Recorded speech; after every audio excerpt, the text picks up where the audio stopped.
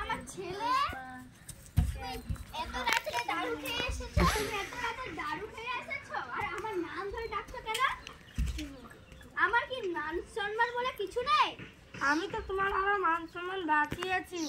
মাকে যদি আমি বাবা বলে ডাকতাম তাহলে তো তোমার মান সম্মান আরো চলে যেত। তাহলে পুরো কথাটা শোনো, আমি যদি তোমাকে এখন বাবা করে ডাকতাম তাহলে এখন পাশের লোকগুলা কি বলতো যে দেখো ছেলেটা চলে আসছে দারু খায় সারাদিন শয়তানি করে।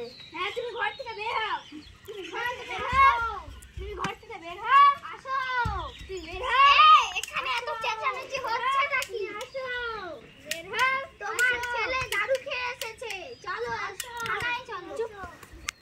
চলো থানায়। এত রাতে কিলিবিলি কিসে? চলো থানায়।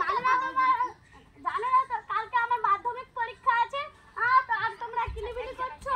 তাহলে জানো না তোমার দিদির কালকে মাধ্যমিক পরীক্ষা আছে? তোমার দিদি তো পড়াশোনায় মাধ্যমিক পরীক্ষা ফেল করে দেবে, তখন সবার কাছে বাবার নাক কাটবে।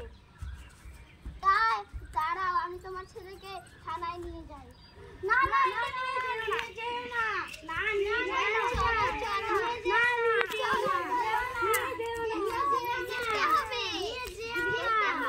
নিয়ে যেও না।